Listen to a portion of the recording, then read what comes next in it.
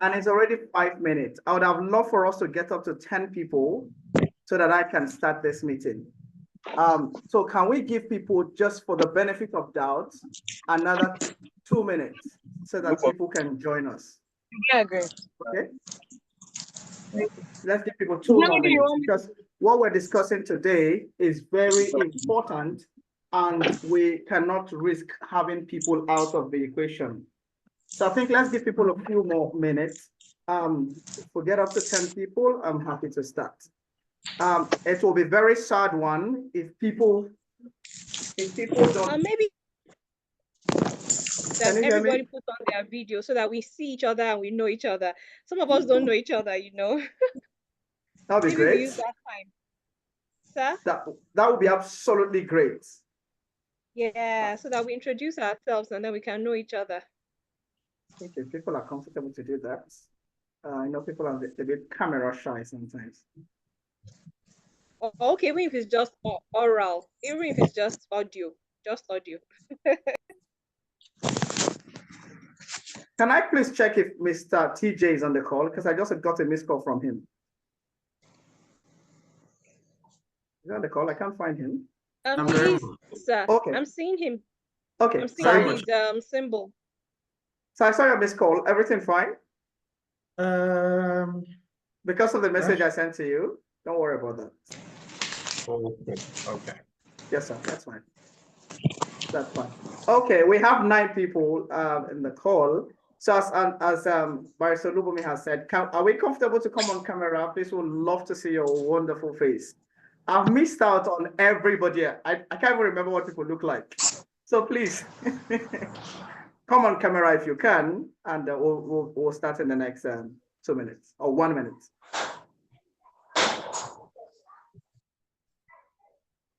If you need some time to put makeup, we understand. If you want to touch up, that's okay. So take your time.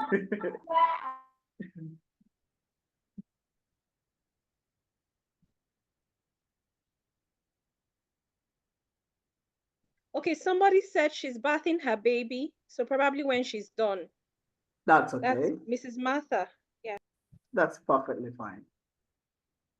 We entirely understand you, ma. Yes, children takes priority. Okay. Looks like somebody is dropping off instead of making us 10. Okay, so fine. I think it's a good place to start today's conversation. Just to say thank you so very much. Okay, it looks like my device is finally connecting. Hold on. Oh, great. Okay, so let me shift on this one.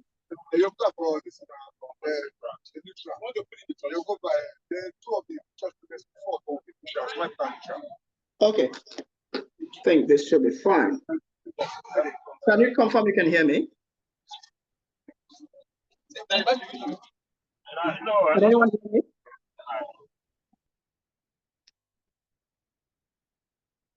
Can you confirm you can hear me? So it's fine? Yes, we can hear you, sir. Amazing, amazing. So this is much better for me. I can move freely as the Lord pleases. Okay, so fine. I was saying before that we're really glad to have us here. And we look forward to having a very interesting conversation today because it's a very important topic.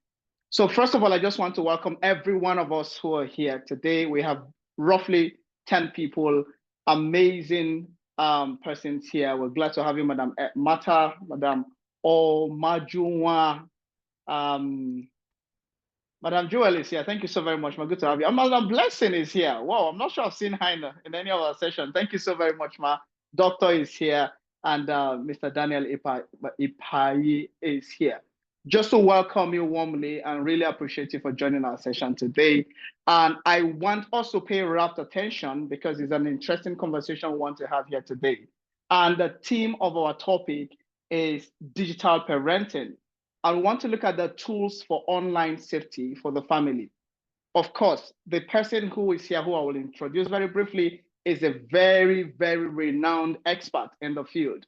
Okay, but we cannot overemphasize the importance of having parents to be aware of our digital age, where we face different unique challenges related to screen time, technology. While on the one hand, we want our kids to be tech savvy, on the other hand, it comes with its own antecedents in terms of challenges. So we want us to really tease out some of the ways to balance the gains as well as the challenges of digital exposure of our kids. Of course, in terms of protecting our kids from all of the issues that accrues from there. Without wasting much time, I want to introduce our expert today, who is Teajay Chunu. Teajay Chunu is a certified US family wellness coach, a family system and engineering and design associate, as well as a practitioner. He's an NLP practitioner, a certified teens and youth leadership coach. And one of the core areas of specialization for him is digital parenting, where he has been coaching for over 25 years. He helps parents and institutions to raise resourceful and high-performing teens. So, of course, in harnessing the benefits of this digital exposure, he helps parents, in terms of getting the best out of their kids. He has strong entrepreneurial and leadership skills, and is responsible and is involved in how to responsibly engage with our kids and ensure that we have safety in their exposure to online stuff. We're so honored to have you here, Mr. Teajay. We're grateful to have you talk to us about this area. And we have seen you work closely with parents, with children and parents, and how you really help them in shaping them to have positive digital behaviors, and how you've demonstrated insight in this area. We're looking forward to having an invaluable conversation with you here today. I will really want to hear you talk about some of the ways to navigate the digital world as parents.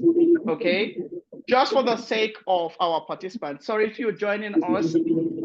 See somebody join on video. This is amazing. I'm not sure how you created this, but if you're joining us for the first time, just help us by muting, just to give us a tidbit of what we want to talk about here today.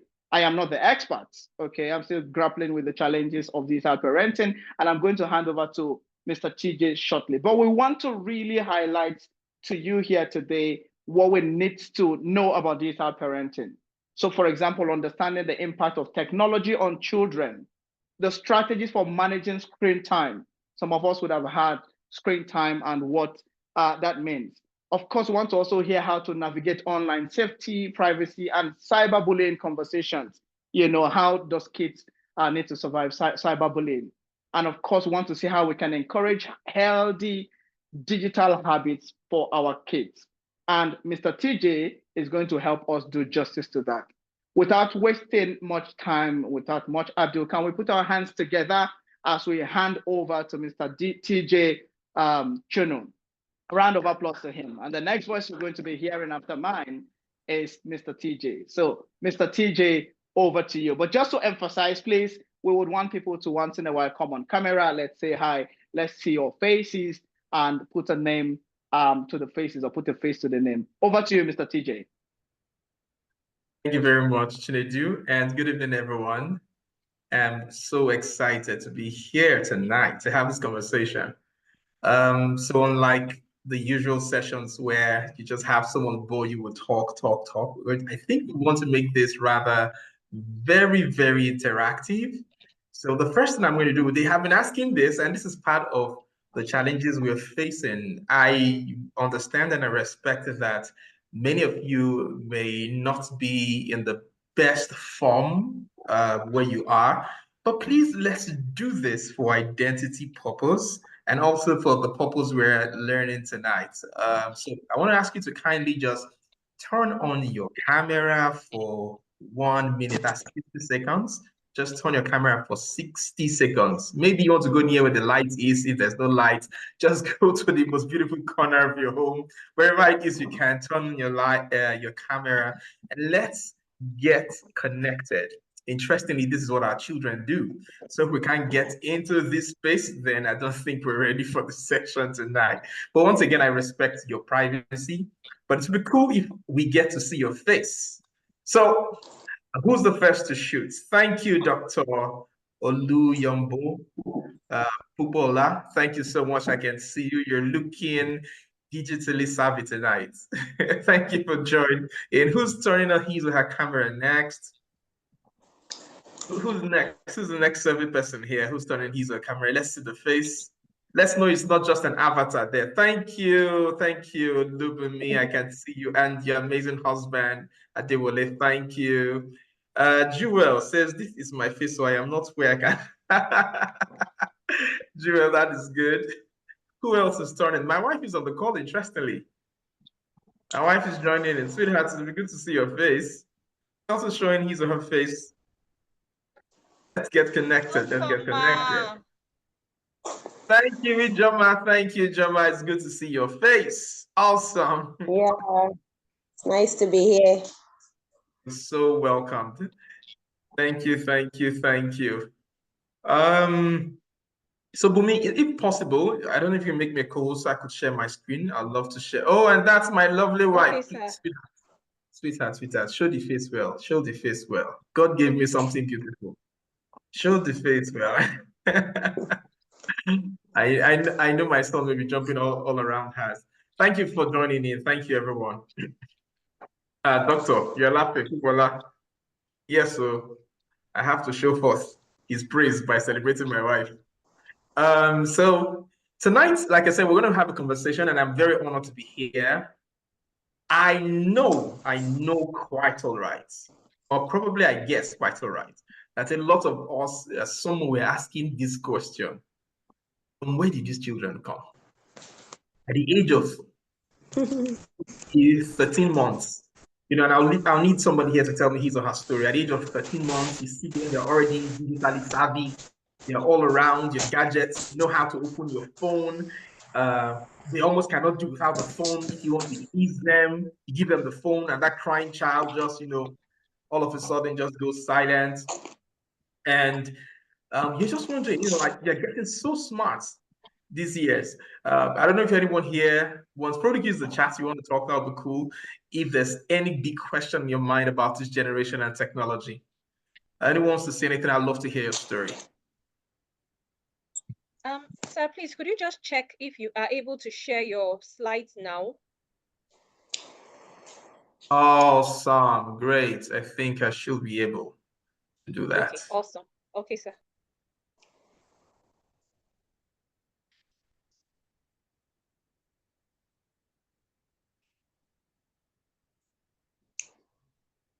Let's confirm you can see my slides. Yes, it's up. Yes, It's up. sir. You might want to put it in the presentation mode. Yes, I'm doing that. Do something. Okay. So does anybody wants to share with me? What is that big wonder? What is that big thing that, you know, or that big question in your mind about children and technology? What's the shocker for you? Anyone, somebody please tell me what it is. I think that they find it so easy to manipulate things. Like they find it more difficult taking out the trash than being able to manipulate a phone.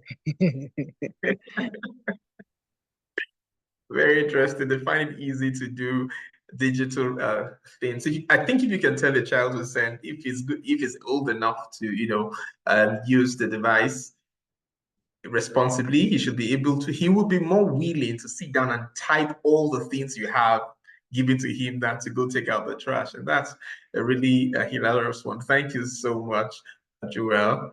Just want to share, please. Now, this is our reality. We cannot afford to just keep silent. It's our reality, and we're here because something is hitting us from one end. So anyone, please share. It could not, okay, if you don't have a child yet, probably you've experienced or you're wondering, please share. Chinedu, please go ahead. Yeah, I think for me, the amazing experience I've had is two. One was when we got an iPad for my wife, and we just dropped it in the house. And my kids were very small then. We just realized that they were able to start installing things online. they were able to start playing around with it, you know, navigating their way all through without necessarily anyone teaching them. And I think the second one was when we bought an AI-enabled television for the kids' room. And I was still struggling to understand how this device works. My kids were using the voice command, voice control stuff. They were using it to, you know, activate all kinds of things within the house. And it was really very, very intriguing. And I thought about my own age growing up and how we were not even allowed to touch fan, you know, not to talk of or television. We would not even come close to the television because it was an exclusive right of parents. But you know, it's quite intriguing to watch these kids maneuver all the content of screens. Awesome, awesome. Thank you very much. I like the fact that you referred back to your time and, you know, try to put in comparison with this time. And I think that makes it more interesting because you got where I wanted to take us to. You got there before me, and that was very good. So I really want us to think about our reality and think about this reality. Our reality, for those of us, what's my generation again? I think I'm Gen X. Yes, I'm Gen X. For those of us who had to hide behind doors to watch TV, to children who see TV on the mobile device on the go, for those of us who have to take permission to turn on the TV by 4 p.m. when they start with Voltron and all that, to children that can watch movie 24 hours. You know, you want to think about that time and think about this time. And one of the things you will see, but yet we are not appreciating, is that humanity is evolving, there's growth, there's change, and which is what we are praying for. But then the question is, are we ready for? Quite unfortunately, a lot of us wish our reality remains the reality of today. I doubt each and every one of us who wants to live in the reality of our grandparents, where they had to trek. You know, you have cars. You think about just going somewhere. You're not thinking about, for mobility, is either you're taking transport, you're driving your car, but in your mind somewhere, you just have to move with one of these mechanized system. But back then, it's either they're riding bicycles. If someone gives you a bicycle to go to work, I think you look at the person and ask the person funny questions. But I want us to also understand that just the way things changed between our grandparents and us, so also things are changing and things will keep changing. The greatest challenge isn't that our children are looking too smart, which is a good thing. The greatest challenge isn't that technology is basically just whooping them off the floor. I think the greatest challenge is that we are yet to evolve into our current reality. So there was a time where at work, the average secretary uses a typewriter. If I bring a typewriter to your office today, what will you think? How would you embrace me as helping your organization progress? I think you'll be asking the question if I want to make, I'm bringing that as a relic, or am I planning to open a museum in your office? I'm using this analogy to bring to fore the fact that change has occurred. Our children were born in a digital reality. We were born mostly in an analog reality, and we are the one trying to transform or evolve into our current digital reality.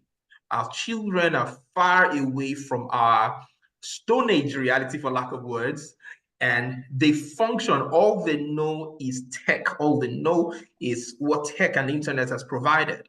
So their framework, the framework of their reality, the framework of their understanding, the way they process is tech-enabled.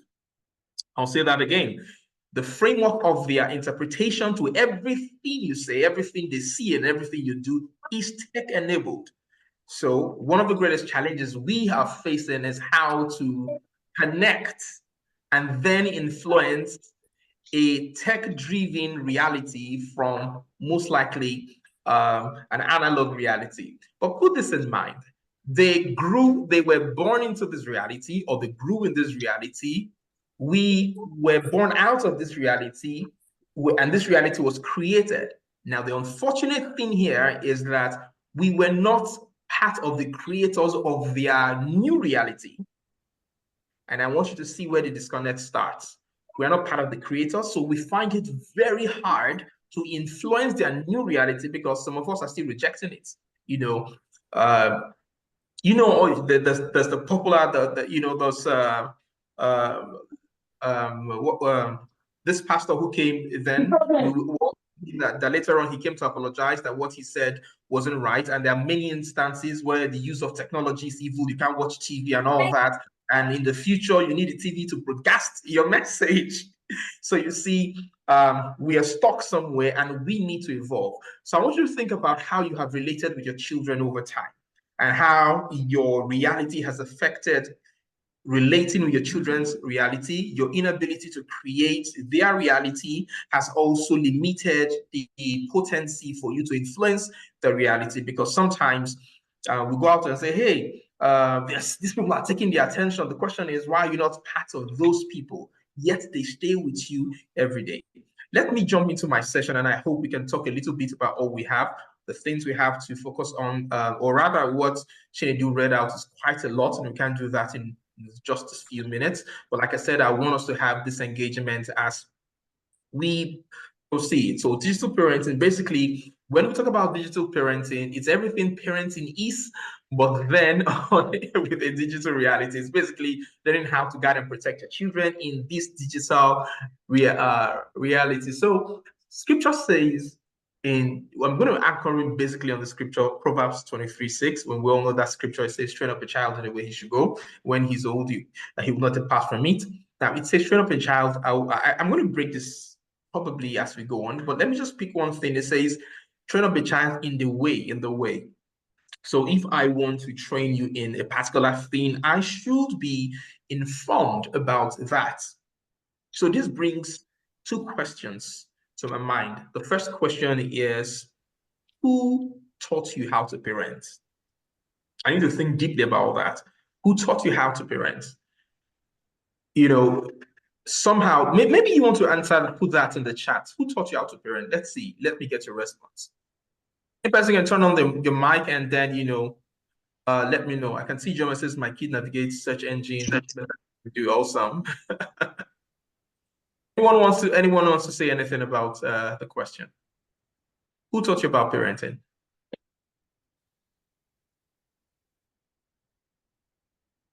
Anyone, please, you can raise your hand, you can unmute. Okay. Thank you, Mr. Chunu. I won't say there is any formal training for parenting that I went through, but instinct and watching my parents, taking care of my little ones, I was learning through that, just being observant how they're doing it, and also while growing up, some other uncles, aunties, friends, and the rest, other friends, seeing how they are parenting their children. At times also watching films, reading books, but most importantly, I think that this inbuilt instinct on how to parent a child, because I've not seen whether animals, birds, when you watch them, you wonder how are they able to begin to know how to do this or how to do that when it comes to their puppies, chickens, and the rest, and they do it so well without being trained. So I think there's this inner or inbuilt instinct from God, that like our DNA, that's already there, showing us and teaching us how to do it. I think that's what I want to say. Thank you. Thank you so much for being very honest. Jewel says, the last girl in my family, I parented my nieces and nephews. So we've got three things I'm going to mention here. Chinedu says we learn. Chinedu, I'm going to give you the floor a bit, but Chinedu says we learn from our parents and God. So the first thing is, we have said here that we learn by observation from our parents and the environment. Two, the instincts, which we can say, okay, maybe we can add that and say we learn from God. And then three, from Jewel, we are saying that we learned by responsibility. Okay, Chinedu, you can go ahead. What point do you want to add to this? Yeah, I just wanted to reinforce what Dr. Oluyombo has just said about learning by instinct, and of course by taking care of animals. There's an Igbo culture. If a man is going to get married, they give him a small puppy or a she goat. I don't know why it's she. Either a she goat or a bitch. Sorry, a female puppy to raise. And then they say if the man is able to raise this puppy and it procreates, then he's due for marriage. So I think we learn also from rearing animals and taking care of other younger kids, in that sense. So just to reinforce what Dr. Oluyombo has said. I like that. I wish that was very applicable. Well, yeah, thank you. So, Ijoma, you said I was taught parenting by my parents. I would love to know more about that. But let's, for sake of time, we'll keep running. But I would love to read from Ijoma about how your parents taught you about parenting. If you think about what we all just said, we're all very, it's all valid. But let's look further on the thoughts. Talking is inherent, is God-given, but communication is a skill. Not everybody who can talk can communicate. And there's this, I was trying to remember the story. Somebody here might know that story better than me. The story of these guys who didn't know how to speak. We heard it back in those days, who didn't know how to speak. And then they heard three words. And when they got back, somebody asked him, what? And then he replied what he heard, the first one he learned. And each response was putting him more in trouble. And the last was, we're going to punish you today. And, the final thing is, oh, baby, come, let's go.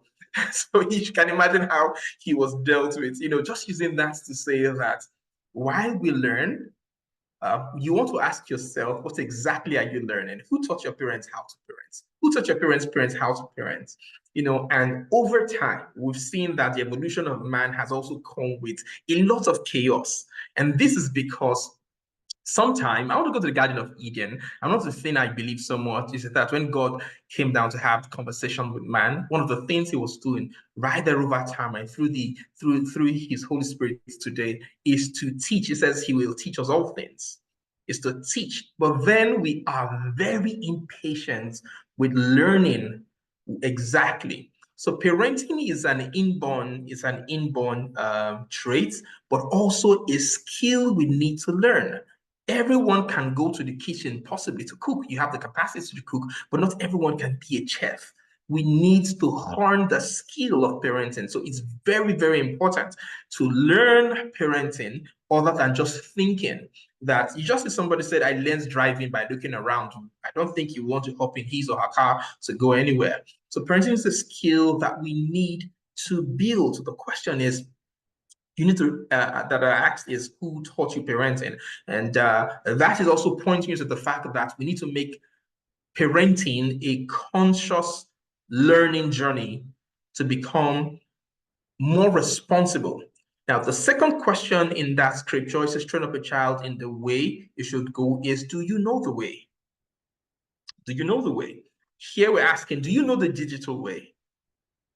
Are you sure you are training? And when we come to the context of the word training, is that you are repeatedly modeling a behavior or creating a pattern for a desired outcome through the consistent action. So the question here, do you know the way? Are you sure your child follows your footprint, digital footprint as well? They will arrive at their glorious destination. Do you know the way? So digital parenting, like I said, is guiding and protecting your children in the digital world. How vast are you in that world? Ensuring that they are safe, healthy, and they make productive use of the internet and technology. So why is this important? More than before, and I know you will agree with me, that more than before, children are now exposed to the online world. A doctor was talking about, I don't know if doctor or somebody put that in the chat. My son, I engage his learning through digital platforms, and asked him to search for a thing, and he took the phone.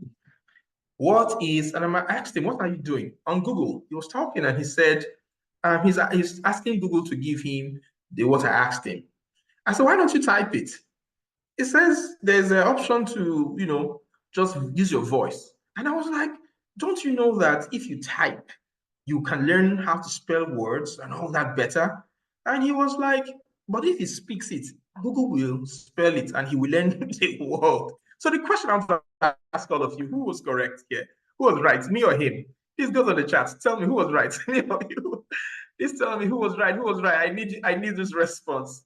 Who was right? Daddy or son? You can put dad, you can put son on the chat.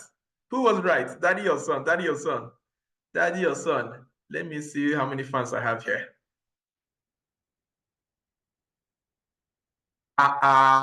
Hey, Kathy, thank you. At least I have one fan here to think this is exactly what happened.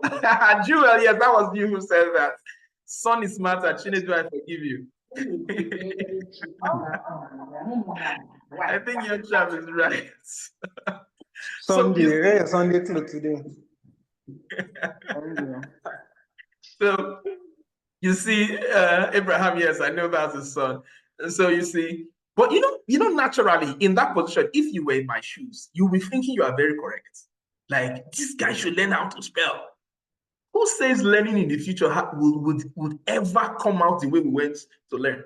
Who says that the grades that we use to grade ourselves into a future that is not functional is what will lead the future?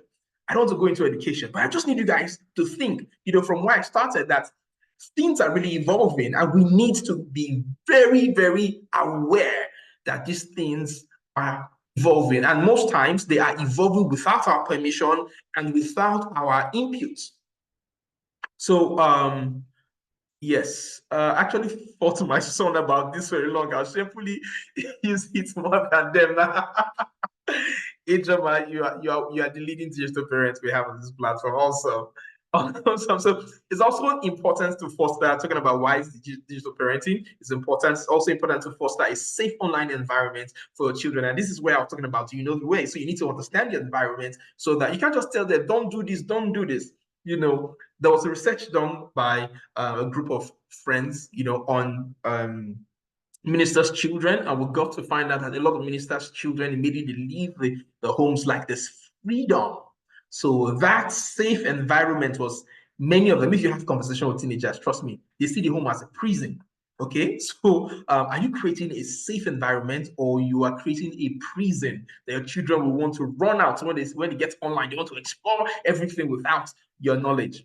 3, the role of parenting in guiding behavior. I think I explained that a bit in that scripture. So what are the risks of digital engagement? We've talked about this in passing. 1, it exposes children to inappropriate content. Children can just pick your phone. And let me just use this to say this to parents. Please, I know you find yourselves in groups that probably you have to be, but all those groups that send funny video where bastardizing humanity, videos where speeches are going upside down, videos that suggest sexual content. You see things like, a nanny was sleeping with a boy, and they send all those pictures, and because you're in the group, it drops on your phone.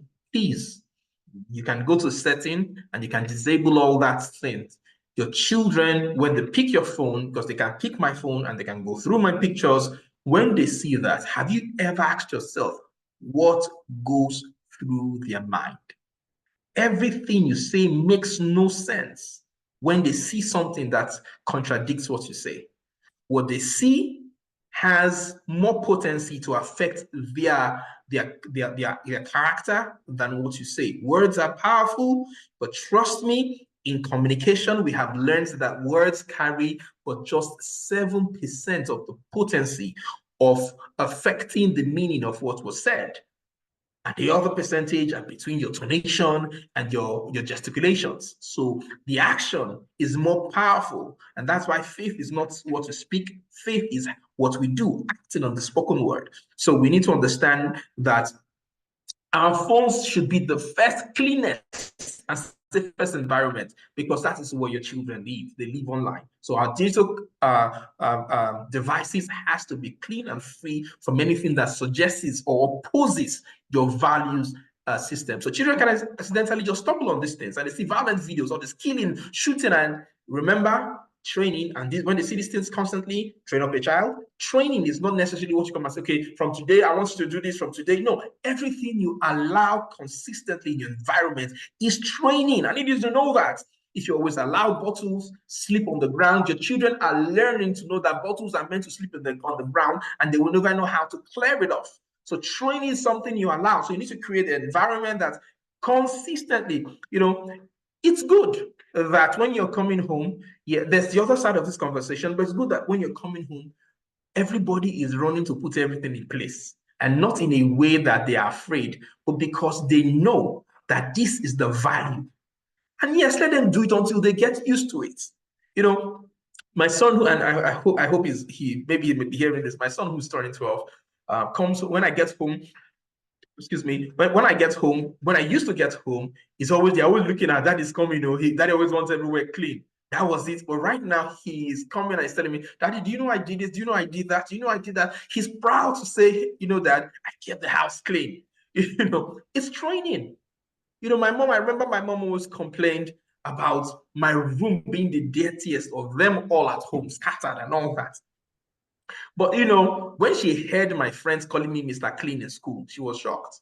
Why? The training always pays off. Okay, so children may be exposed. Then also another risk of digital engagement is online predators. We know that strangers all trying to contact the children. There are a lot of pedophiles all there asking them to send their nudes, promising all sorts here and there, and then start to threaten them. The cyberbullying and all that. Another thing is the risk of the risk of digital engagement is addiction to screen. Yes, this one has massive impact on them psychologically, and it even affects. So, there's something I didn't put on this slide. I thought I did. So, some of the impact of this excess screen time affects their health. It affects their vision over time, and this is to each and every one of us. Especially when we look into digital devices in dark places, the rays it emits can affect our eyes and give us vision problem earlier before our time. It disrupts their sleeps and their sleeping time and sleeping pattern. It gives them a sedimentary lifestyle that can lead to obesity, cardiovascular problems, and general lack of physical fitness. It's also, now there's something, I hope, where's my camera? There's something that a lot of us do when we use the phone, and I want you to just type guilty in the chat. When we are using your phone, this is my phone here. Where's my camera? Good. This is my phone here. And when you are using your phone, we don't use our phone like this. How do we use our phone? We use our phone like this. So if you use your phone like this, just please type guilty in the chat before I say what I want to say. We use our phones like this most of the time. Let me see who's the first sincere person to make heaven on this chat.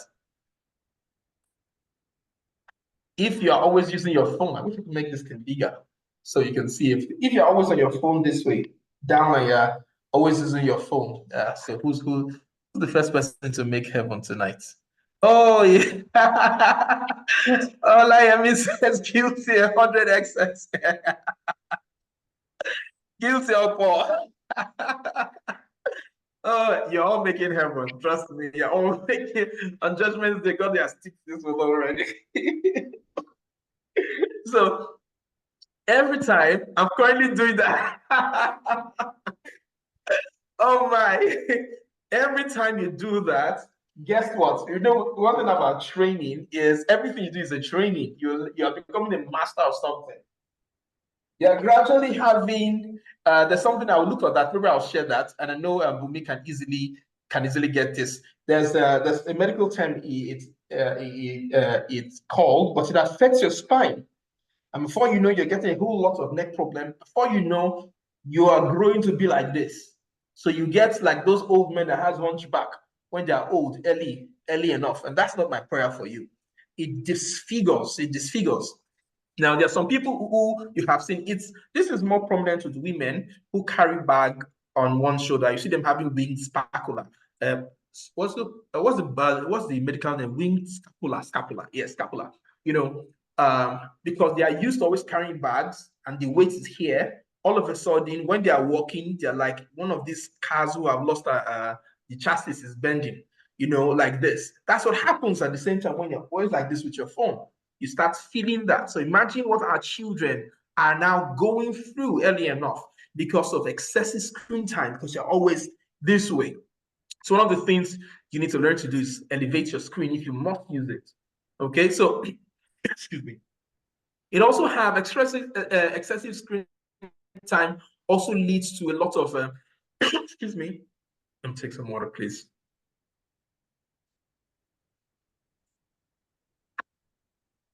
It leads to a lot of mental and emotional health issues. There's the decreased attention span, because tech makes everything move fast. There's the decreased attention spans. There's the increase of anxiety. They are having behavioral issues. You see them, a lot of children who fixate on screen easily get irritable because I don't know the medical terms now. I don't know why they're flipping through my out of my head tonight. But yes, they get addicted over time, and anything that takes them off that tangent gets them irritated, and you see aggression, you see difficulty in regulating their emotions and all that. It also leads to depression. I can say a lot of this and on, but I'm trying to look at time so that we run forward for it. It also, what's happened to my slide? Okay, I just talked about negative impacts on mental health, prolonged. Yes, I just talked about this. So the question I want to ask here before we move into the tools in which we'll wrap up tonight's session is this: should children have privacy online? Let's discuss this for about 5 minutes. Should children have privacy online? I think we have. Okay. All right, go on, sir. I think we have people whose kids are within the teenage and slightly above teenage who could really share with us so that we can learn. I see Elder Accommodate is in the house. I see Dr. Luriumbo and every other persons. It would be nice to hear about this concept because we also need to learn. I mean, we are just starting up. So please, unmute and comment. All right, thank you so much, Pastor Chinedu. So we need to look at it in this way. When you talk about children, now children from the age of 0 to the age of 17, 18 now is an adult. So if you look at that context, depending on which children we are talking about, are we talking about 0 to 5 or 5 to, but for me personally, it's not good for a child to have privacy online, and because of a lot of reasons. As a child, their mental state, emotional state is still at the forming state, and they don't have that will to say no, even when a lot of things are flashed on their faces, and they will look at it and say, what is it? Let me, because children are very, very inquisitive.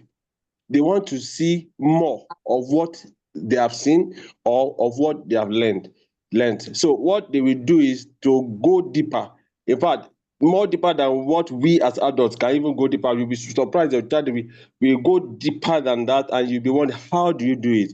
So if you now give a child to have privacy online, so you are giving that child the permission to go deeper to hell, maybe I will call it that way. So he can do anything. He can have friends. He can have whatever, because there's liberty. There's freedom for him to have anything. And online is bigger than what we think. It's bigger than the friends, families, or whatever we have around us. Online goes deeper to friends that you can never imagine across the world. So if you now say a child should have a privacy online, begin to have friends across the world, and you don't know the values of those children in that particular sector of the globe, you don't know what they are for a particular sector of the globe, a child can do whatever you want to do. You can begin to have friends, you can begin to kiss, you can begin to do all manner of things at that younger age. But at this our own side, our culture does not agree with those values. So if a child that the culture it does not agree with those values, now ask that child to go online to begin to sit down and lock the door and throw the key away and begin to swim, I think he will swim to the extent that he will not be able to recover that child out of that deep will have entered. So for me personally, I think we should not allow a child to have privacy online. Thank you. Thank you so much, Doctor. I love the way you went through round. Especially if you saw me, I was clapping when you talked, described how children really take things further, and I loved that you said that. Katie, I'm going to come to you, and I'm hoping everyone heard that children will always learn. So if we see our children, getting to see things, we should be excited. It's the nature of children to learn. That's how they build their experience. But remember, let me not say this, so I wouldn't just cap this until I hear Katie. Katie, do you want to say something too? Yes, sir. Please go I ahead. wanted to mention that first things first should be education on online safety, the sites that are safe. Not everybody online is sane. Okay, you don't know who you are chatting with, how to block people, how to report people, how to keep your mental health safe. And then, like he said, the age matters. Because you have money to buy a smartphone is not a guarantee or a reason why you should get a smartphone for your kids. Okay, it's not safe for them. There's so much they can see, they can hear, they cannot unsee it. Even as adults, we see some things we wish we could have unread what we read, but we cannot. You just have to manage that information Very you've true. got.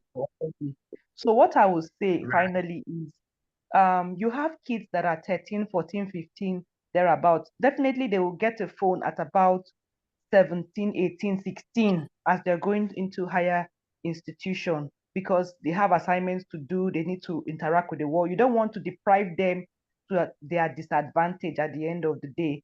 But what you can do is, just before they leave home, do a test run, give them a smartphone for a year.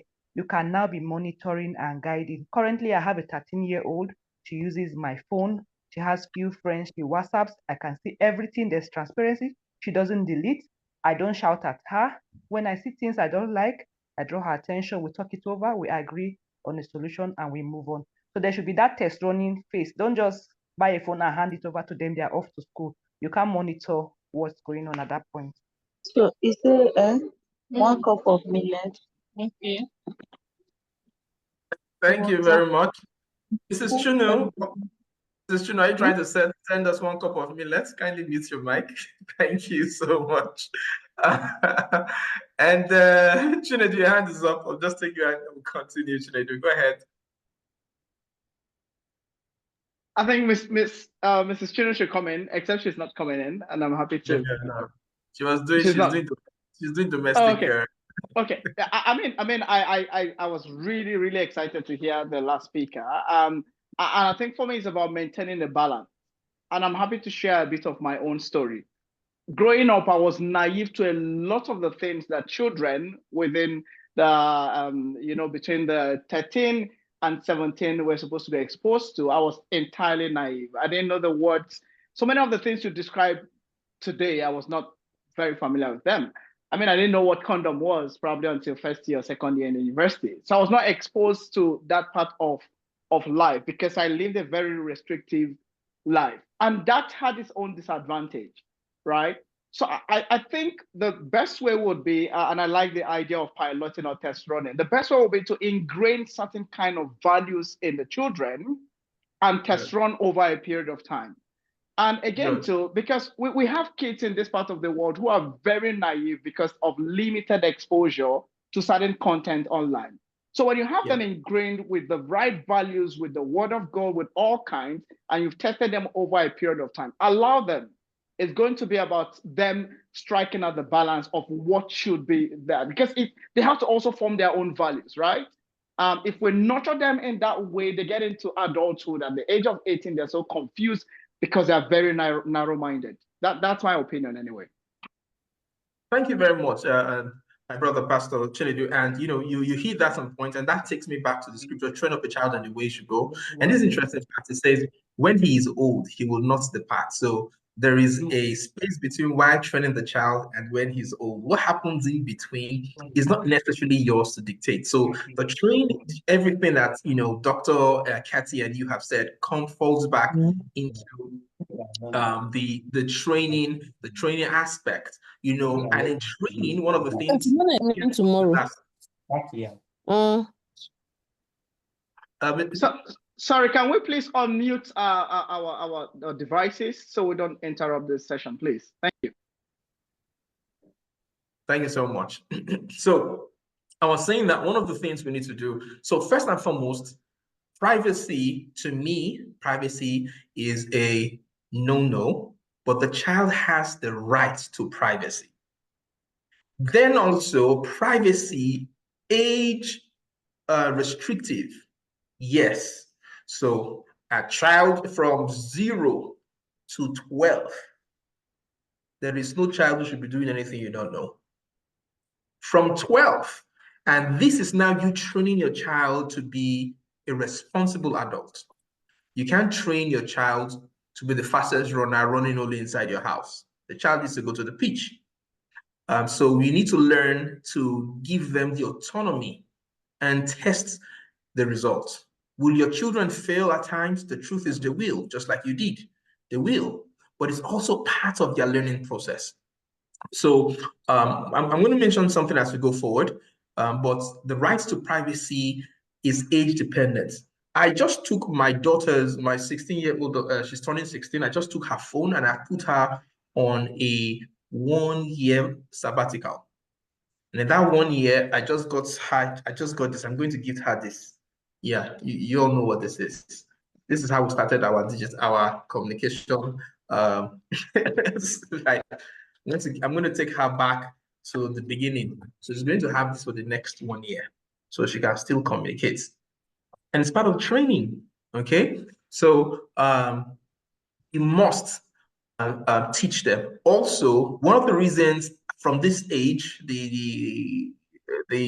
let's say from 14, 15 up, one of the things you should also learn is that at that point, that these children are growing to learn to trust you more in a more enlightened awareness that they are growing into. So giving them the room is also important, but then giving them the room, let me say this, so you have a car. Would you give your car key to your 10, 11, 12-year-old? I think the answer is very obvious. And then your child starts learning at 14, 15, 16. Would you still give them the car to drive out? I think the answer is somewhat obvious. But probably at 17, 18, you can give them the car. But when you give them the car, you know where they are going to. And when they get there, you know who they are going to meet. I think that this analogy will just help us run through this. Someone's hand is up. You want to say something, please? Okay, yes, sir. I just wanted to add that, okay, like the experience that Pastor Chinedu shared about being naive, I too, yes, had that past of being guarded and all whatnot. But I think two things that helped me along the way, so I'm just suggesting, each parent will decide whether it's appropriate or not, is reading a lot. That helped my mind. And then secondly is watching movies with my parents. So we get to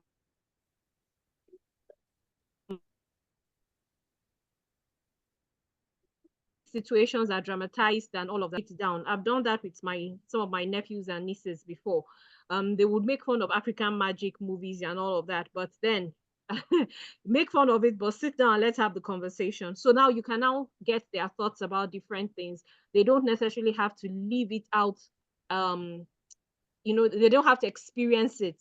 They can see what it is and then be able to play through how they would have handled it or, react about it. So I just wanted to add that those two things may assist with children who are well guarded, because these days we can't blame parents who are guarding so much out there. Oh, yes. Yes, I agree. The world is becoming Yes, thank you very much. The world is becoming, there's evil everywhere. It's becoming darker, and we know that. Um, and I agree so much with both of you. Ijoma says children should be launched gradually into the world. You may want to clarify, Ijoma, how you mean this, because from the conversation we're having, in the digital world, they are already born into it. We need to then understand the context of your launch so that we are on the same page. Okay, moving on. So how can parents ensure safety online? And this is where the conversation really centers around. And the first thing here, I'll say model online, irresponsible online behavior. Remember, the children learn basically from what they see. So I want to ask you the question: how do you live digitally, for lack of words? How do you live digitally? What is your attitude to digital device?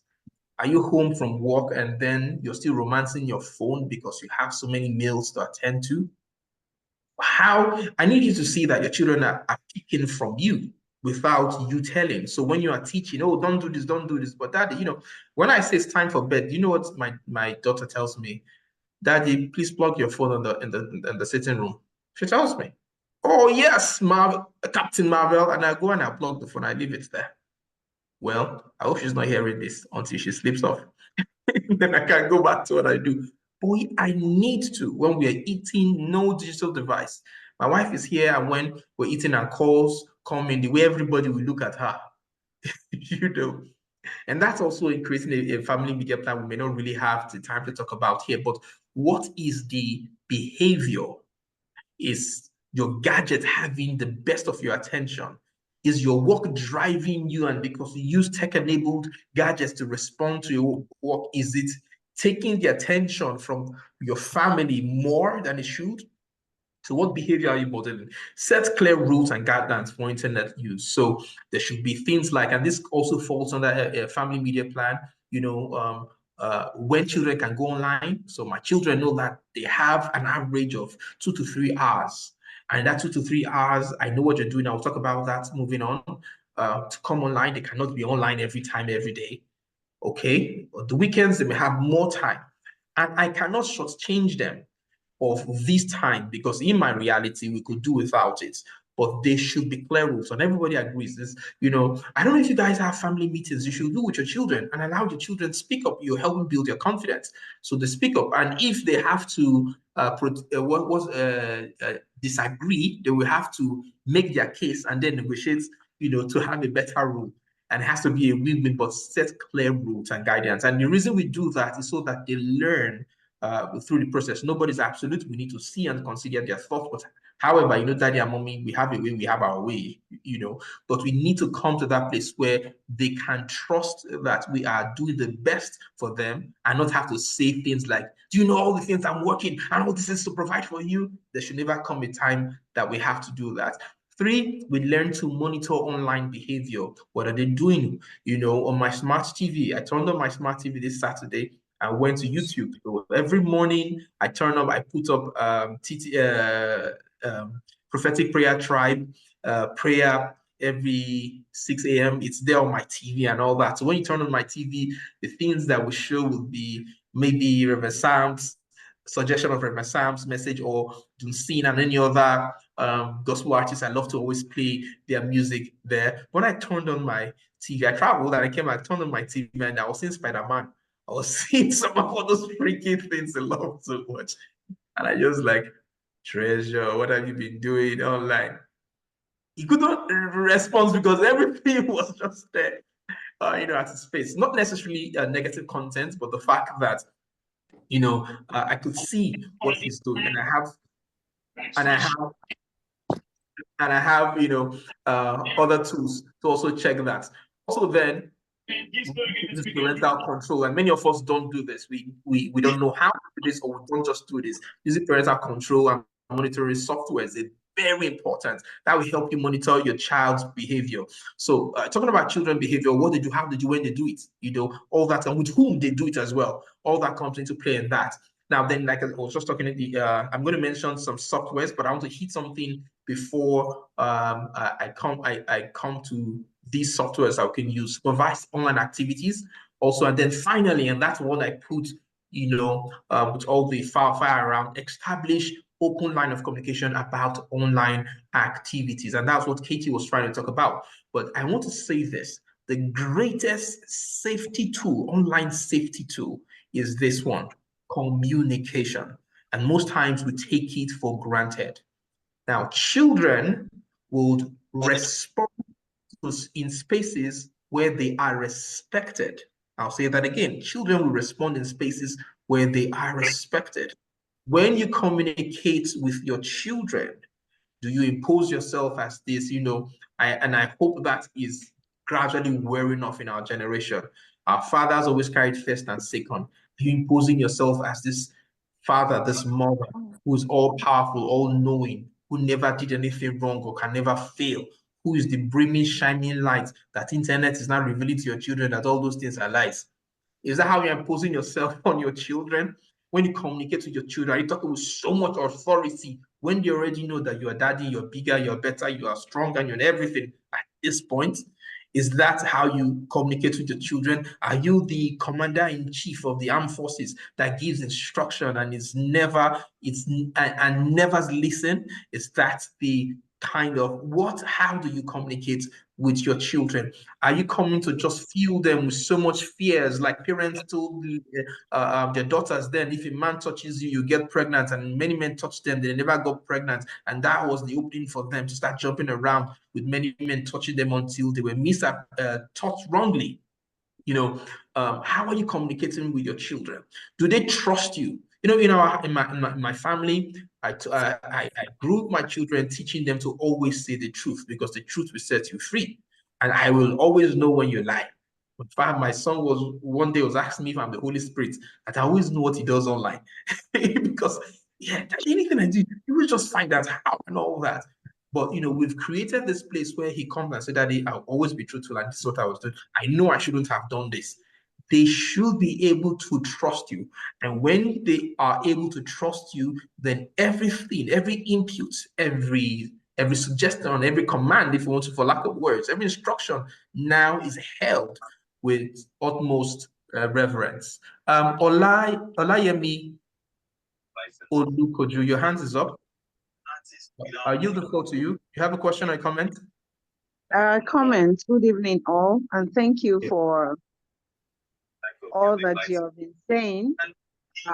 Although my children are past this age, the age bracket, my last one is 21, but I remember when we gave them phones, the first time we gave them phone, there were rules. We, for instance, told them that no passwording of your phone. Then social media, if you are joining social media, we have to know about it. I am on all their social medias, all, except TikTok that they've been begging me to come and join, but I refuse to. Join. Please, mommy, join. Please join. So their friends are my friends on social media.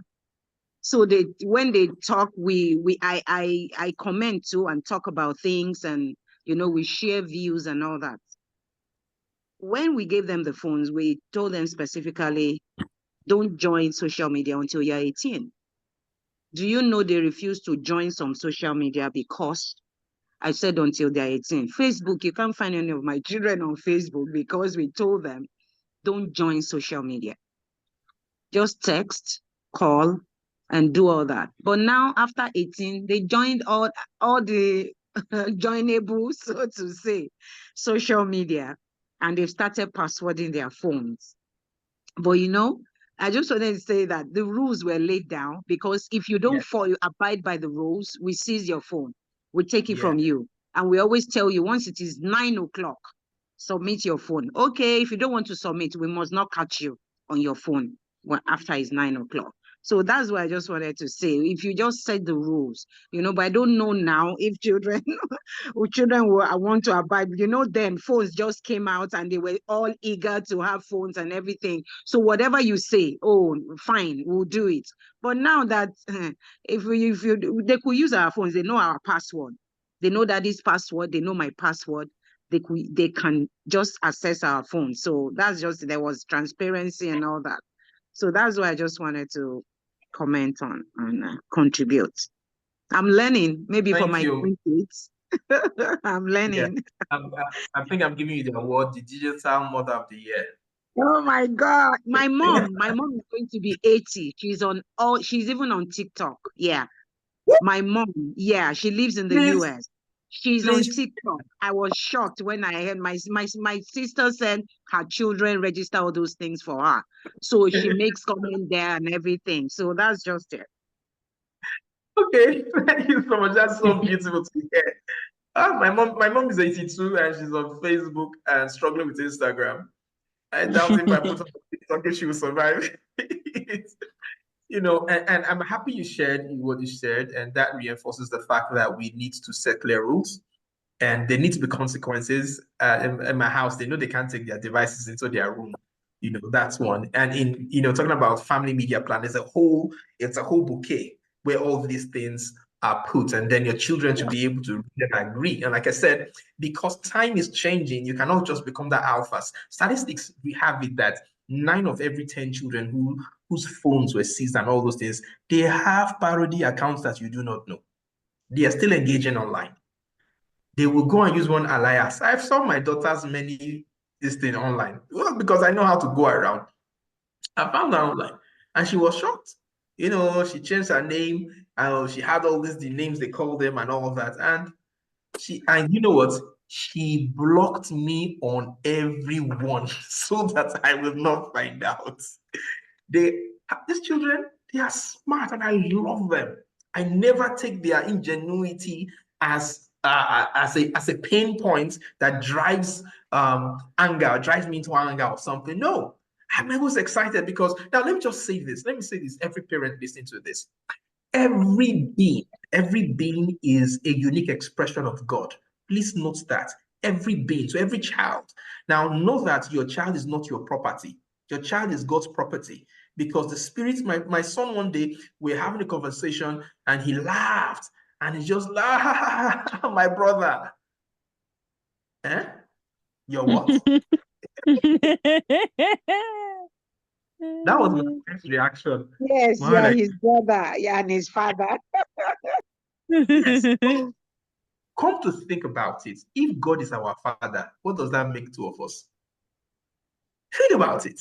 So you see, sometimes, this is going back to the beginning. It's our mind that is stuck somewhere, but God only sent me ahead to prepare him to go ahead, and then has sent him ahead to prepare him for his children to go ahead. So what I do is I owe him that responsibility. Remember, it's God's spirit in him and not your spirit. So we owe him, or we owe them, that responsibility. And that's why as we grow and we evolve, we need to now learn how. That's why I said communication is the strongest tool. We now learn to communicate better with them. Because, excuse me, when they go to lessons, you are not there.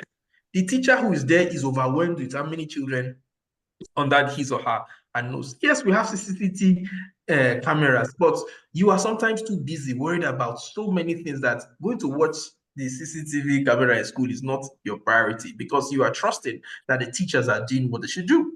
But if you can create the environment where you have these conversations and the understanding need, just like mommy spoke, they would wait till that time. My son cannot wait till he's this age, but while he's getting to this age, why don't we do this? And gradually, I am driving. There are a lot of things that I'd love to talk about like trends as well that take them. One of the trends is gaming, distorting them psychologically. But I just really use my son into something more engaging. That whenever he does online, he's seeing himself like he's the best. He's the best of his age wherever he finds himself. But going back to just say communication is a big deal. So there are basic tools outside communications. We've talked about parental control apps. I'm talking about parental control apps. I will just want to mention a few, okay, for online safety. So I think the most popular one many of us would know is Family Link. If you don't know that, just please Google Family Link. You can go to Google Play Store and you can search for all these things. Google Family Play Links allow you to manage your child's Android device remotely. Parents can monitor your screen time and all that. You can even lock them, and it's important to help set boundaries and bedtime restrictions. 2 hours a day is 2 hours a day. After 2 hours, if you need to get more, you can negotiate and all that. There's it's a German word. Kaspersky, yes, Kaspersky safe keys. It's also another thing you can use. Track monitor. Please, you can write this down, or maybe somebody can be typing them on the chats. Oh, I see some chats coming in already. Mine family link. Yes, Kaspersky. German word. It's another you can use. There's a Quiz Studio. It's the QUS, I think so. Q Studio is another app. It provides activities for monitoring your children, internet filtering, screen time limits, apps blocking, all those apps, that just jump up their face. This is one of the most beautiful ones I love. Net Nanny. It's another. These are setting tools. And please, some of these tools I would just recommend. You can create time. If you can't create time, then you're not ready to be a digital parent. Create time and look for short videos. I can send some links on the WhatsApp group where you could just look how to set this on your device. So probably have another session where we can do some practical, and then you can tell me how it worked for you. There is Bark, B-A-R-K. There's Bark. That's another fantastic one that you can use. Yes, this is where I am. Okay, great. Then for social media privacy, one other thing for those of us who are children are there, one of the things we can do is teach them how to use your Facebook. I think you guys should just try and test some of these things. You learn how to adjust who sees your post, who can see your post, your list of friends. You must not be open to all friends so that you don't get trolls. You have the pictures you want to see. You can actually do all that through your privacy setting on your Facebook, your Instagram, and all of that. So you're not just in everywhere. You can restrict children to YouTube Kids, where most of my children find things they want to watch, and then you can manage your screen time. You can put password on your smart TV and all that. Then for online safety, you have there's this NetSmarts, NETSMARTZ. NetSmart is an educational program that provides age appropriate resource for internet safety, including videos, activities, and all that. You can engage your children with these things and have conversations with them. There's this Connect Safely. It provides tips and all that. And there are some of these things that provide it in their language for them, which helps you on cyberbullying, mobile security, and all that. These are some of the things that you can share with your children. Okay? So, then the final thing on this is family media agreement, which is the family media plan. You sit down and draw a family media plan. I will try and send something that will help guide us to do that. But it's something you should have and possibly stick somewhere. Everybody knows our internet use. I would strongly recommend, and this is me, I would strongly recommend that you take screens away from the rooms of your children.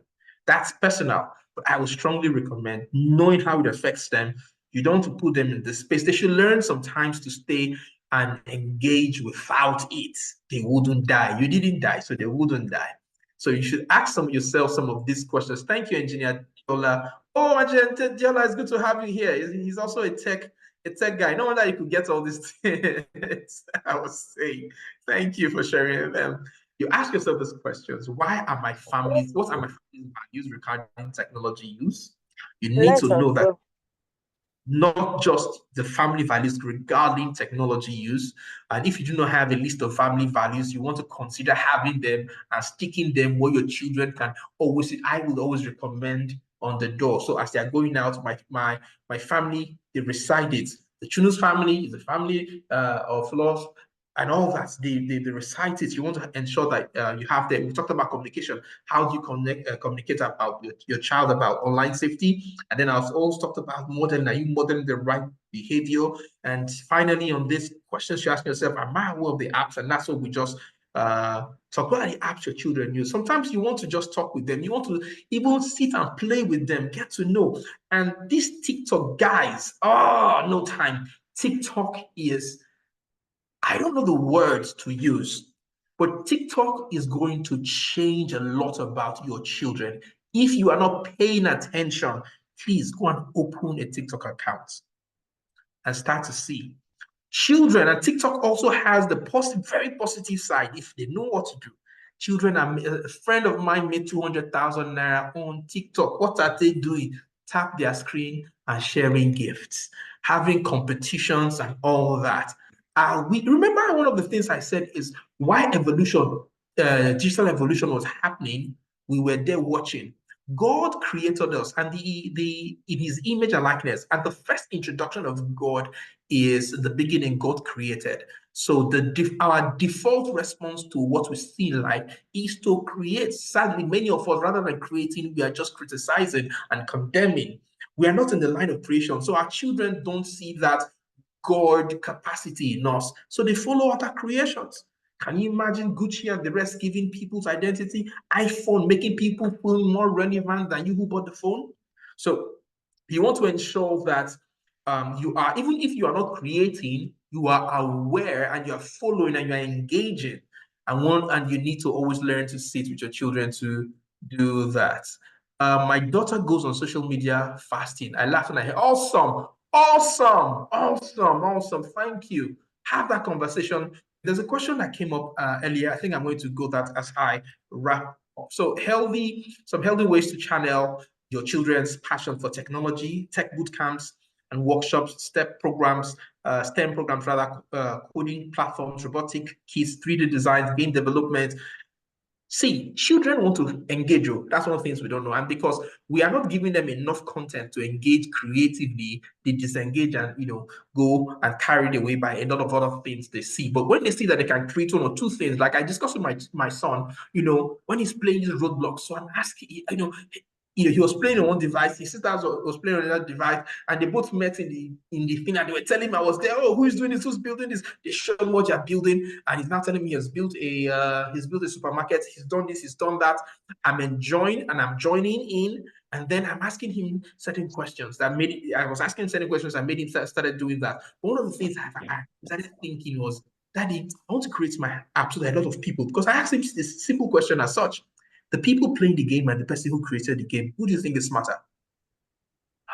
He was like, the person who created the game. The people who play the game, they're using money to buy data so they can go on and play the game. But the person who's making the game, the more people are playing it, would he be making money or not making money? Oh, he needs to be a creator. I say, yes, that's the God you speaking. So can we create? And then he's always looking for how to do this, how to do that. The first day he did the game, he was like flying over the world, over the moon. So digital art platforms, music and sound creation, app development, YouTube video creation. These short videos, they are so trending, and that's one of the trends taking young people. Video content, ensuring that their content is positive. And that's how, if as believers, we can even preach Christ, teaching them how to communicate in creative ways rather than condemning and criticizing all that others have created. Online coding competition, virtual science fairs. I think I should come to wrap with this. And our key takeaway from this, 3 are summarized as 3. 1, that digital parenting is essential to keep children safe online. 2, the use of the right tools to monitor and educate and protect your child. And 3, which is the most important, most important tool, open communication and education, critical in teaching responsible habits. Thank you so much for the time tonight. I think I didn't know I was going to talk this much. I was telling Bumi 20 minutes and we've done so far. So we'll go back to the questions. I have a question. As Abba said, I have a question. Thank you so much, Ijoma. Thank you so much. Thank you so much for the response. So there was a question over there, but maybe I should pause here and hand over to Pastor Chinedu before we take any questions. I mean, just to say, amazing and an insightful session. I just pity for those who couldn't attend. I don't know what else we can do for them, right?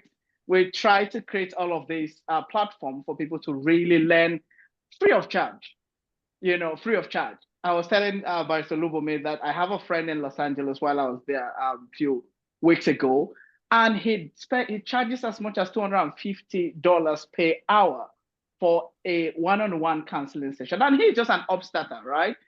We pay for these things, but for us to have it free of charge this way, and I mean, you still have people who are missing out. Thank you so very much, sir. I think we have been doing question and answer while we continue to interact, which is very, very useful.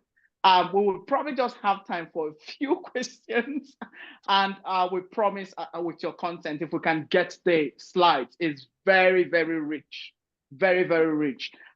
We're so grateful, sir. We're not paying you. we don't have a dime to give you, but we're so grateful. I think we'll open the floor for questions and answer, and I'm happy for you, sir, to respond to them. Maybe we'll cluster them. If we have people who want to speak, we can just do 2 or 3 questions and then we pack them to you. And if there are questions already on the platform, I'm happy to summarize that and throw them to you. I know there somebody wanted to ask a question. Who is the person? Daniel. Who's the person again? Mr. Daniel, please. Mr. Daniel, jump in with your question. Thank you, sir.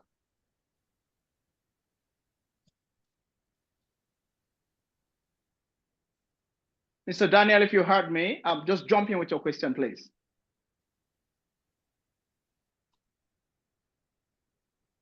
Oh, he's not speaking. Is it the same person as Abbas Delight? No, sure. Abbas Delight is a different person. Okay, I think I found his own question. Okay. Hello, sir. I Go found ahead, Mr. Ipae's question. He said, what should one do if one's 16-year-old daughter goes behind his back and buys a phone? What should one do? Yes. Thank you so much, ma'am. We can take one more question and you can respond to that. Mr. Abbas Delight, if there's any word like that. Mr. Abbas Delight, if you can hear us, can you just unmute and jump in with your question? Okay, I'm right here, sir. Good evening, everyone. Sorry. I thought it was a man. Go ahead, ma. Thank you so much. It's a woman. Thank you so much, sir, for making this platform available. I've really learned a lot. It's educative. It's an eye-opening one. And I'm just a new parent. Well, will I say I'm expecting mine. So this is just a great opportunity to learn so much and know how to navigate mine when they come. Although we had an issue with my younger sibling, who is the last child in the house. So my mom, we are all grown and we've left the house. So she's the last person in the house. She's like the last child. And my mom always complained, the person that is older than her is older than her with 11 years. And because that one is in school, nobody is just close to her. It's just my mom, who is always busy in the market, and my dad, who is not usually at home, and who is kind of aging, like he's getting older. Then there's no much, the control is not there at all. So there was a time my sibling actually got a phone for her. She's actually 11 years. Okay, no, she's 13. She's 13 this year. So they got a phone for her. She's in JS3. And we heard, because my mom said, she started doing all sorts with the phone. So she had to collect the phone from her. And the one my dad was using, it's all of a sudden got missing. And we didn't know. My dad didn't know where he dropped the phone. And we were looking for it. We asked her. She said she doesn't know. The phone is not with her. She denied it. But we know that she usually locks herself inside the house and she will be pressing the phone.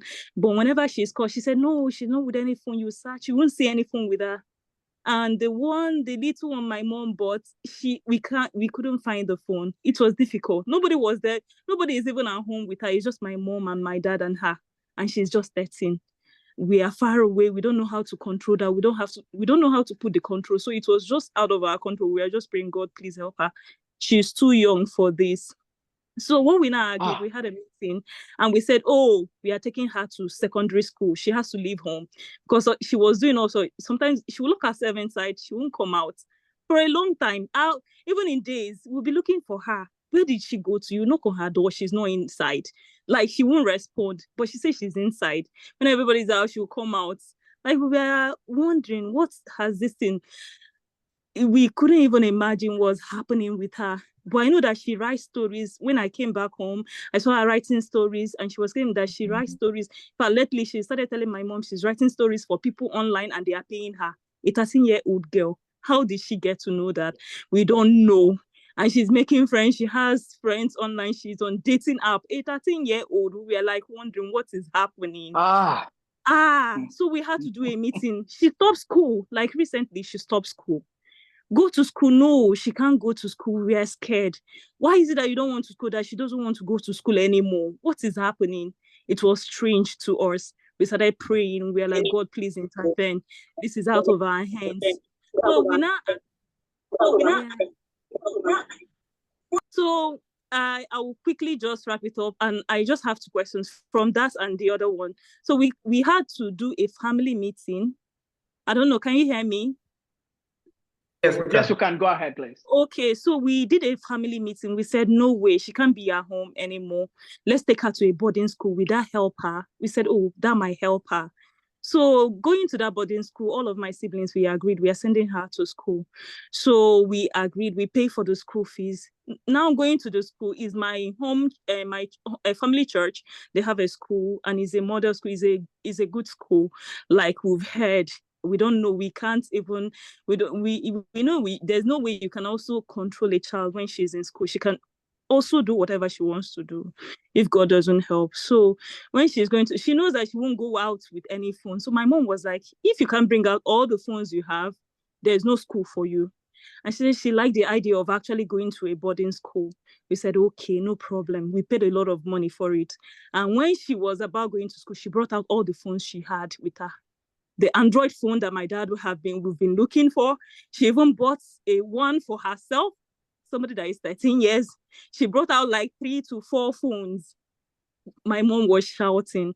When she was telling me the story, I was shouting too. I was like, oh my God. We're like, God, please, this is out of our hands. We don't know what to do. The only thing we be like, how can you control a child like that? That's my question.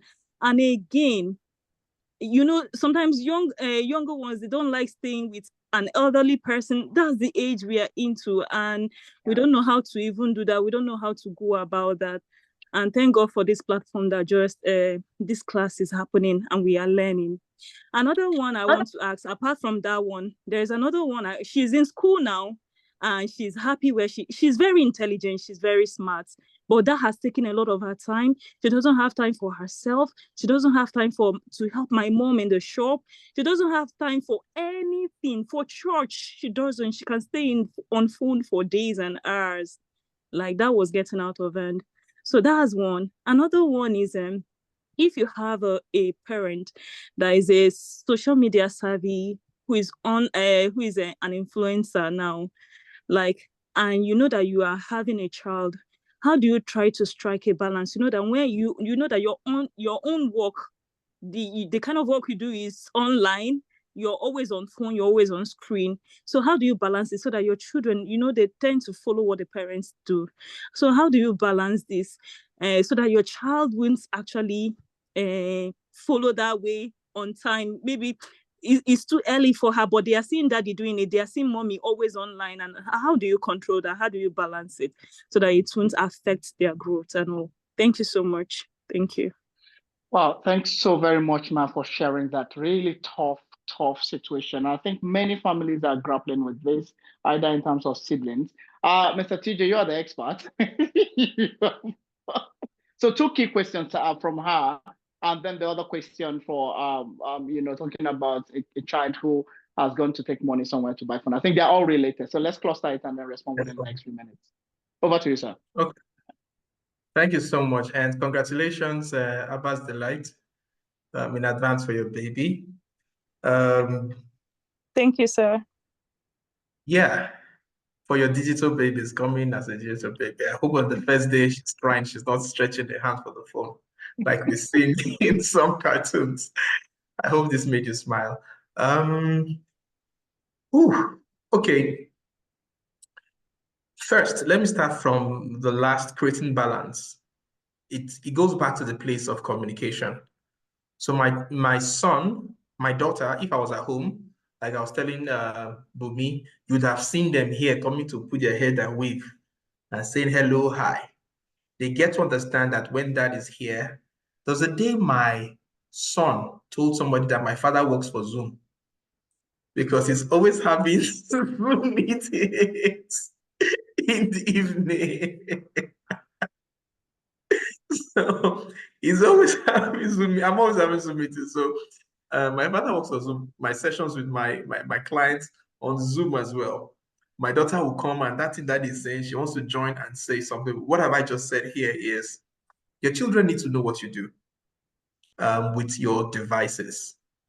I get them involved. So they may not be able to read all my chats, but I tell them I have a meeting. I can show them the agenda of the meeting and all that. That is going to be used. So when they see me, my son could come around and say, sorry, daddy, are you having a meeting? Can I say something? So he is already aware. He knows when he comes. I also run a brand communications, business. So, like all these designs, yeah, I did all this. So he see me create. He wants to also create. When I give him the system, he also wants to create.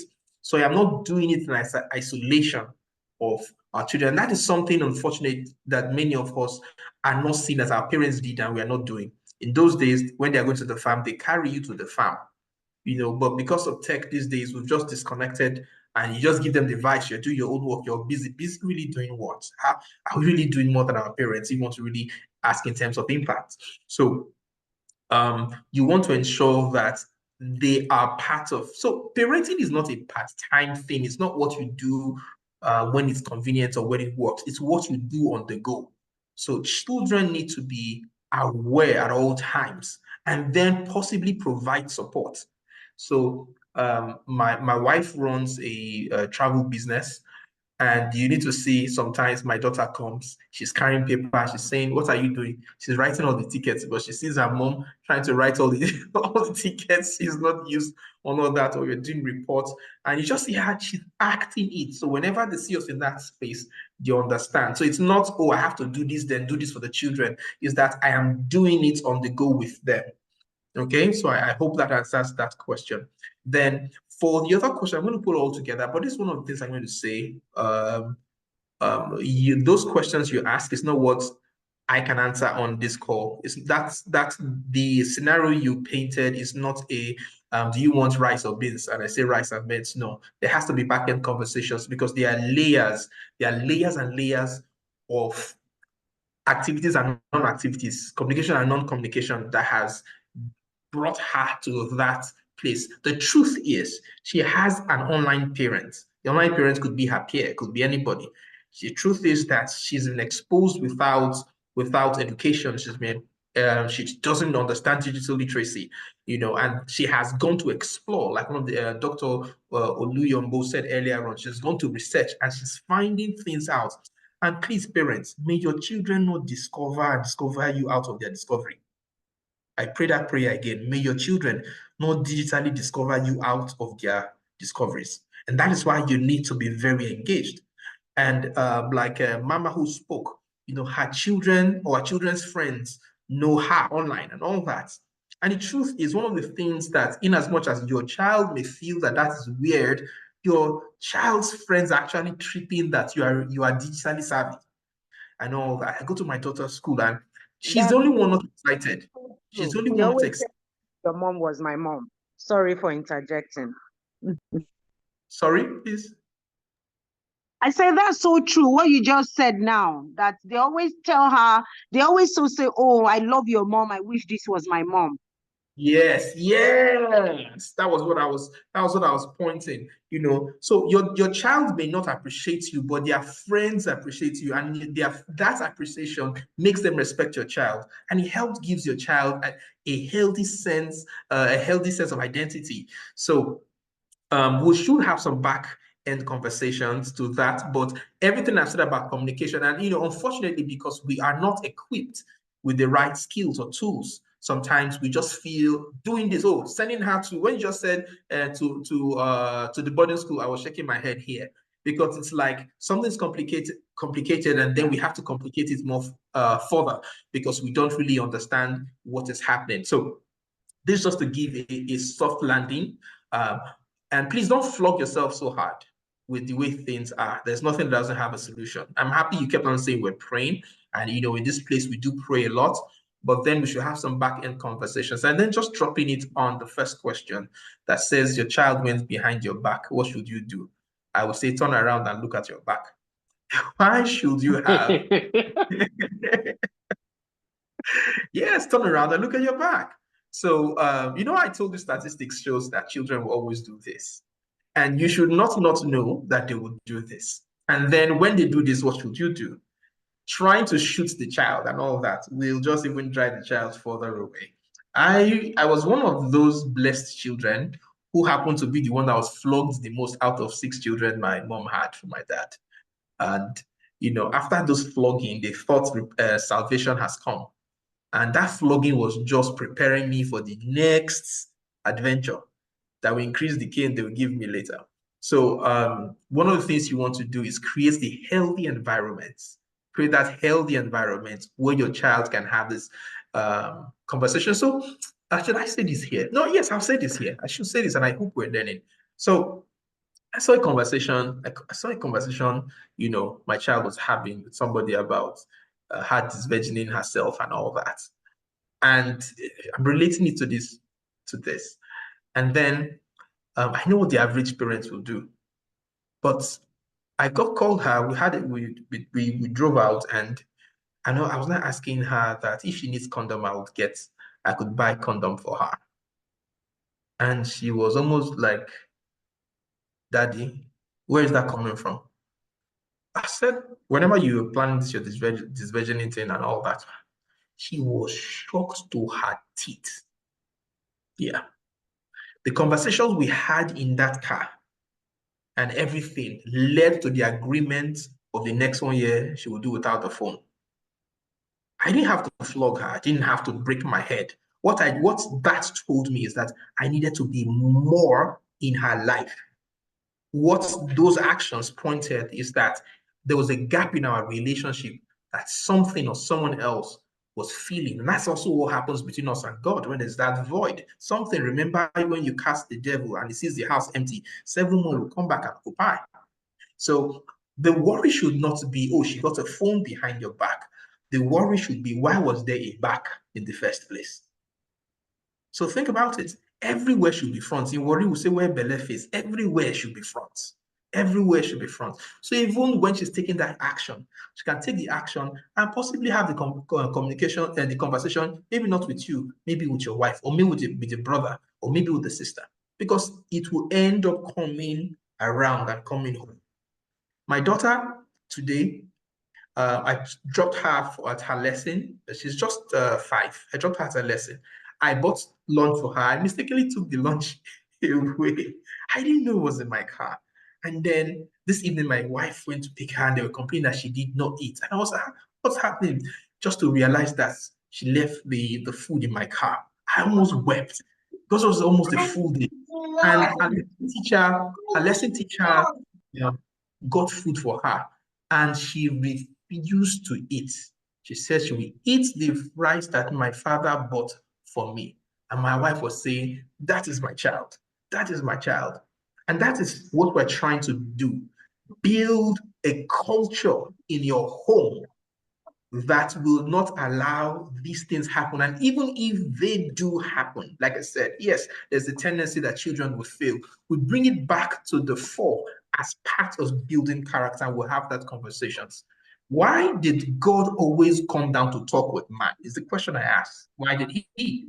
Because, in all the bringing rain and, flooding the earth and fire and all that, he did not stop man.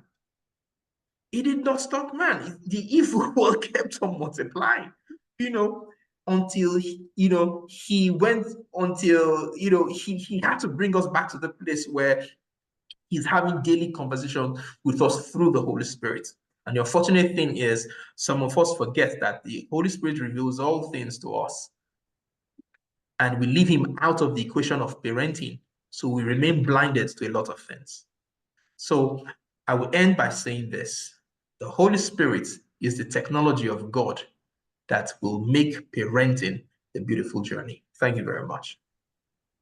Amazing, amazing response, sir. Thank you so very, very much. Unfortunately, because of our time, we can only take one question, perhaps two, if it's very, very pressing. But I think I don't know how you run your thing, but if there are specific cases that are going to be difficult to deal with in this session, Mr. TJ has made his platform open to us. I think we can engage him, and even if it means paying a fee, it's not out of place. Okay, we can continue to enjoy free of charge forever.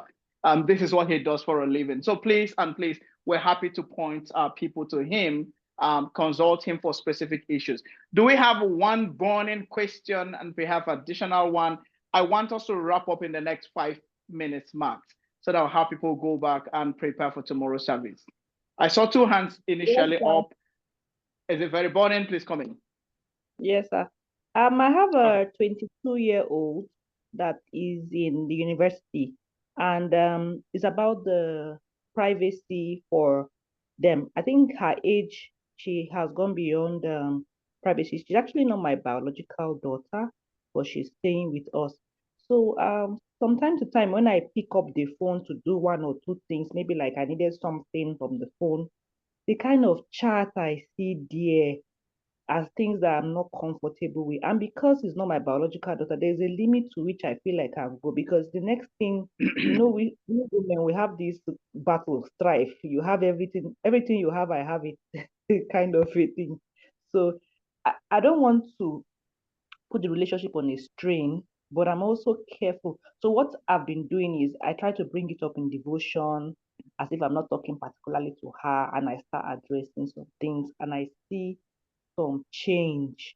But I don't know how that sustainable that is, because when I check the phone, I see another thing that really disgusts me, that she's chatting with opposite sex. I'm like, hi, why is this person? But my question now is, with the age 22, 23, and privacy, is it that I should back off and stop secretly checking WhatsApp messages and all that? Oh, thank you, Ma. Thank you so very much, Ma. It's quite interesting. Do we have one last question, final option? If we don't, we give Mr. TJ the next 2-3 minutes to respond. Over to you, sir. Thank you very much. Should you stop checking? The answer is yes, you should stop checking. She's your so biological or not biological, she is your child. It takes a village to raise a child. So there are other people who are influencing her possibly better than you're doing. So you don't want to take yourself out. However, I'll go back. So I think maybe I'll have to finish a book that I started writing some time back on connecting with your children. It's something we need to learn. It's where we are missing it. How to connect to your child. If you can perfect that, then you find out that having this conversation, it's not a biggie. There's a whole lot of foundational things that, yes, were off place, and probably because she was not charged, we're not part of the foundation, but here she is, and her life needs to stand. And possibly the reason God brought her into your space now was because of this influence. So have the conversation. There's a friend of mine who's on this chat, Favor. Probably I'll share Favor's contact, and you can talk with her. She'll take you through her own journey as well. She has an interesting story to tell. But one of the things we need to know is that the influence that we have over children, it's supernatural. I know it's divine, it's all that, but it's also critical to their growth. And then influence doesn't come by how hard of the punishments you severe on them are. It doesn't come by that. So if you want to take her out for a dinner, take her out for a dinner. Have conversations and tell her stories about you and boys. I don't know how many boys toasted you when you were a teenager. Have those conversations with her. Tell her where you feel. Sometimes we're too perfect, and so they don't trust us. Tell her stories. Don't ask her questions. Tell her stories. Share. And in that conversation, I believe the Holy Spirit will lead you. And then it could get to the point where she opens up. There are situations where the stories you tell will just paint the picture that she's been trying to project, and she's projecting wrongly. We need to learn how to connect with them. The boys will still toast her. Could we build the relationship to a point where she will now be sharing with you all the different kind of toasting they are toasting, so that you can be telling her which toasting is toasted or burnt or roasted? Could she have that conversation? For me, I think this is the most important place. Every child is looking for a space in someone or somewhere, and someone somewhere. Just like you run to God, most times the first person they see is you before they see God. So can they run to you and have that comfort? I know there are things. There was a teenage program I went to speak, because I coach teens a lot, and before, was it that one, or there was another one? There was another one. Yes, I remember this. There was another one where the guest speaker didn't come. We were organizing, the guest speaker didn't come on time. And so I was just filling in the blank space, and I was just telling my stories of how I fell in love. I fell out of love, and they were laughing. And I talked about the stupid decisions I took. And I told them how I had sex at the age of 16 in church. Everybody went, whoa, and all that. We don't like having these conversations. And while I was having the conversations, the guest speaker came in. The guest speaker sat down and told them to allow me continue. He only came to pray. He said this was what God wanted to do. I didn't understand that. At the end of the session, questions and answers, the questions they were writing, if they gathered it was more than offering that was collected. Inside the questions, we found out that it was a camp, somebody in the camp was 2 months pregnant. Inside that place, they did not want to talk to anybody. They wanted to talk to me. I was not the most spiritual of all of them, because I probably don't look it. I was jovial and I was playing and jumping. But the point here is that girl is looking for someone she can trust. And every time she looks, maybe she has not seen that yet in you, I don't know, but she's seen it in the guy she's talking, who's giving her lines up and down. She's seen that in the girls around, but God has given her to you in trust.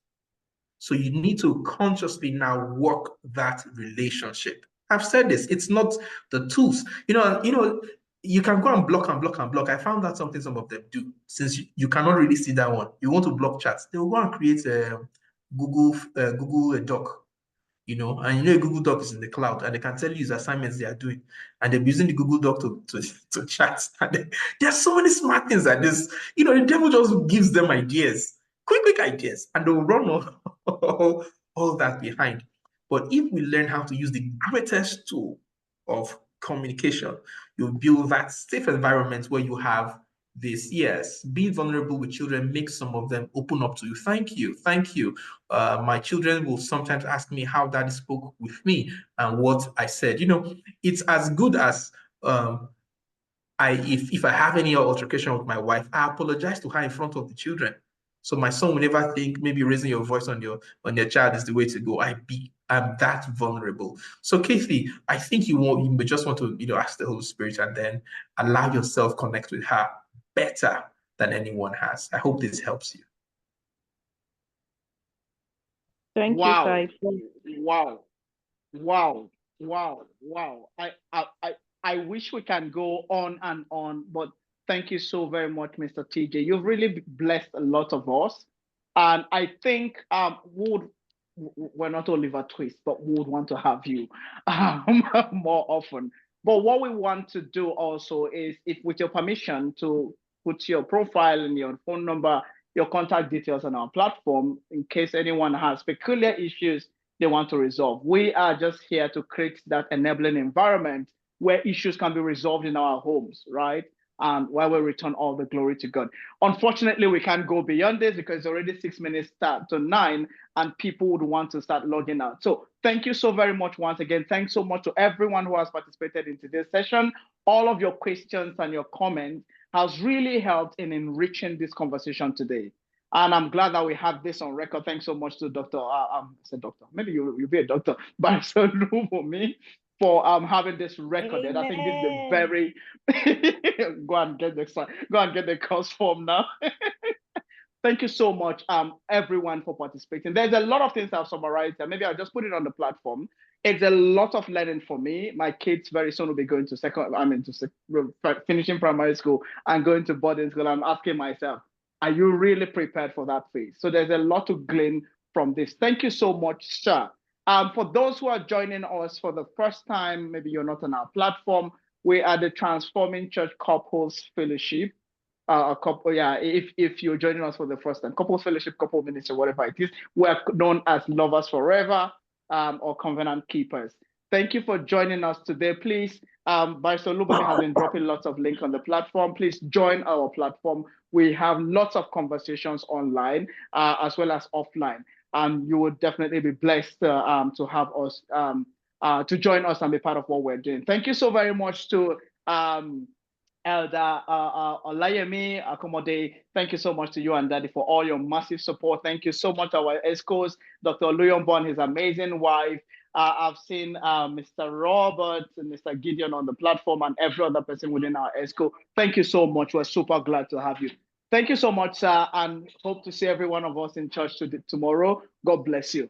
Sir, we'll reach out to you to have more private conversations with your blessing. Also to thank your wife for creating the enabling environment, as we always say, to allow you to thrive and be a blessing to us.